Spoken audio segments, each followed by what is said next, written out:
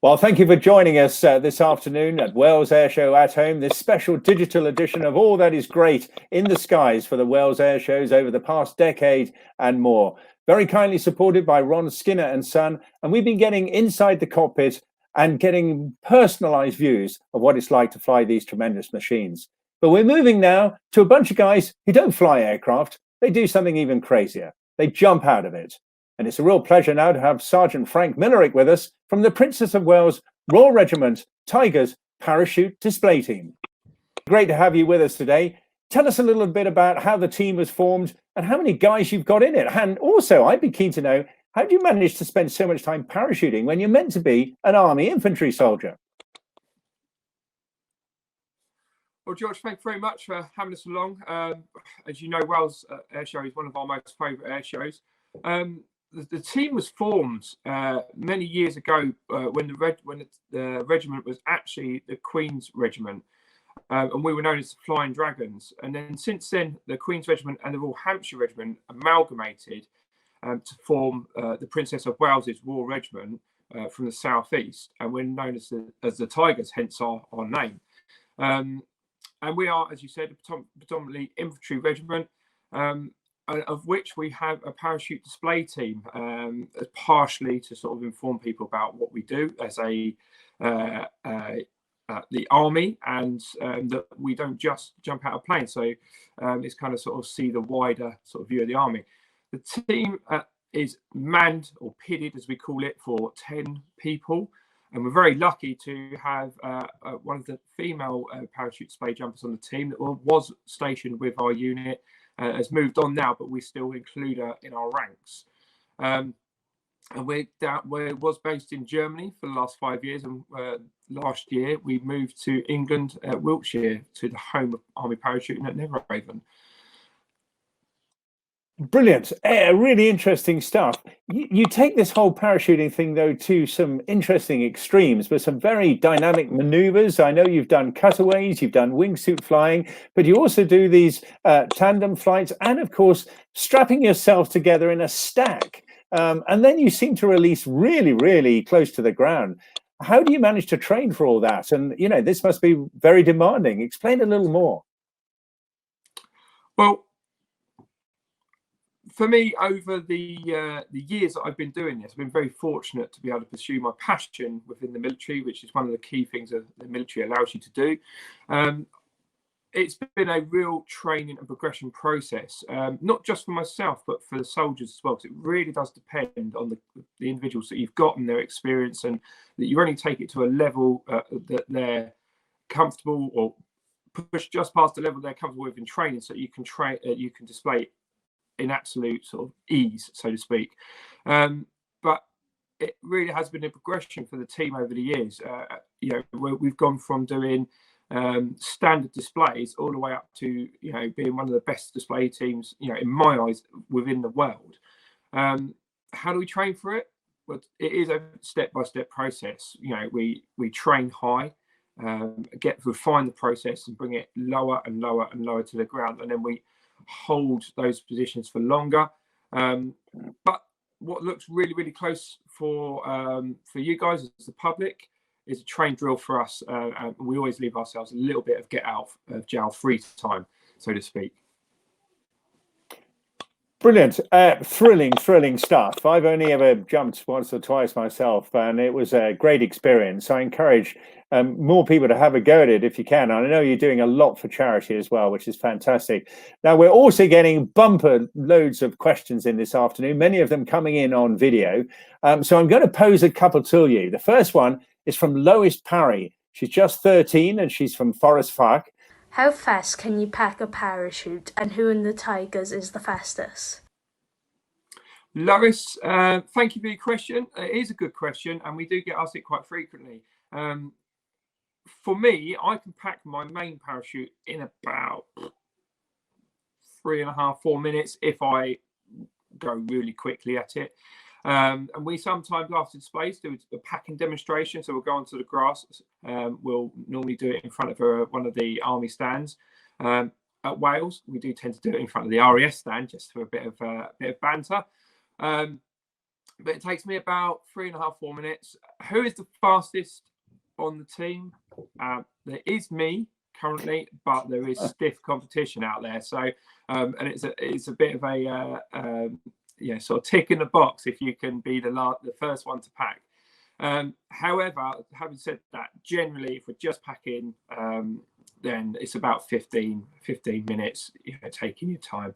I will say when we do the packing races, sometimes I order the blokes to unpack the parachutes and then redo them again, just to make sure 100% that we haven't missed a step. But essentially, the parachutes are designed to open, and if you follow the sequence, which is the reverse of the way you see them opening on the videos, then they will open, and their success rate is very, very high.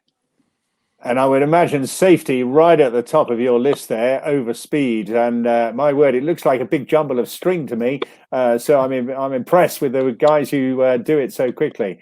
Got another great question now coming up from Lowry and Owen Brain. They're from Swansea. To the Tigers parachute team, can you remember your first ever skydive? And do you get nervous when you're ready to jump off? Yes, I do remember my first jump. I do have a picture of it. Back in 1999, I joined the staff at the Joint Service Parachute Wing at Neverhaven in Wiltshire, which is where my team's based now. So I've almost done a full circle with the parachuting. And it was something called static line. So this form of sport parachuting has derived on from military round parachuting. And used to be done on surplus military equipment until it is evolved as a full-fledged sport. I was very nervous. I was 19 years old and didn't show that I was nervous because I was a young whippersnapper.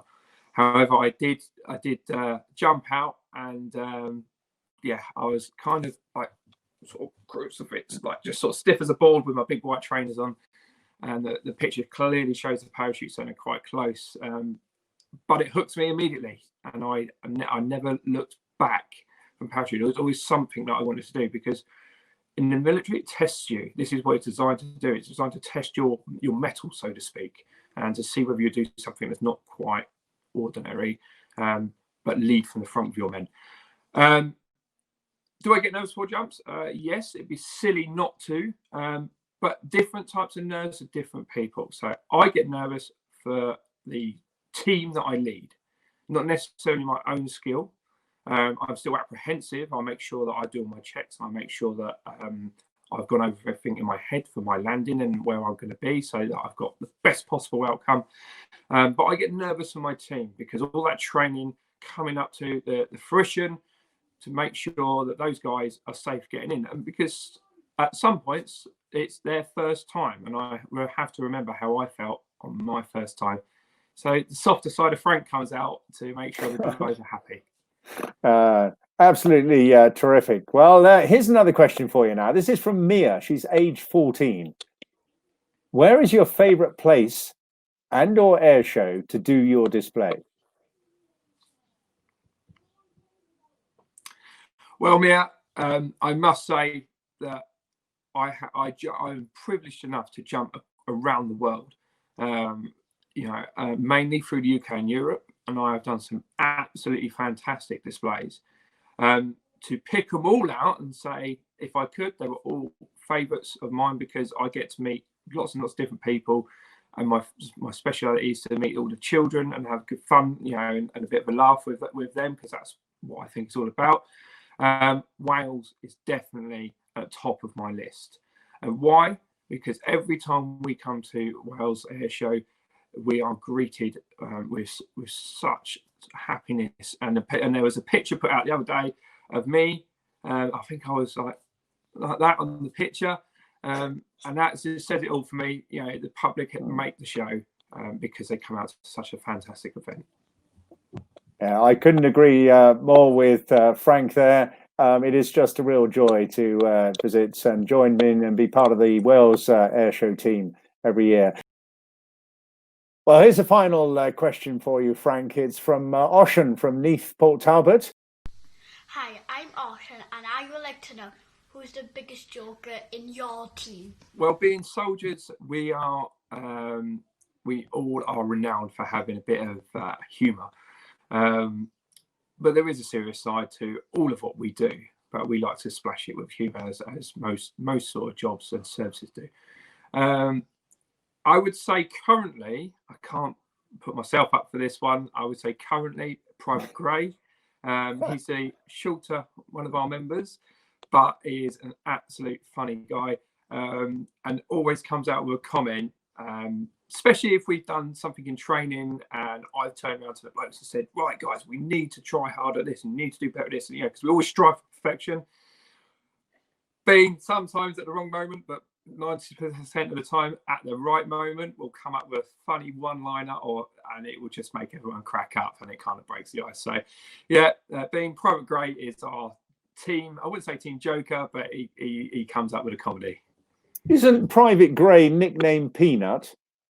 No, his nickname is Bean. That's why I keep. Bean. That's right. Sorry. Who haven't you got a Peanut as well? No, but if I was going to give that nickname to someone, it would be Chris Smith, who's left now. I would have given it to him, but I also call him Potato. So yeah. This kid's got a head like Potato. Yeah, brilliant. Okay then.